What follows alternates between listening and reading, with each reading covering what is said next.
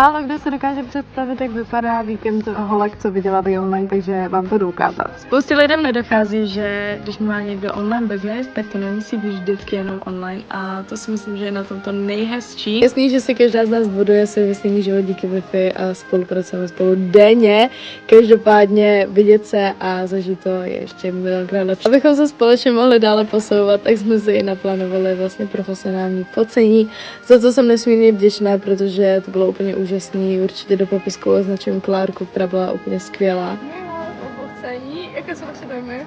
Wow, to úžasný.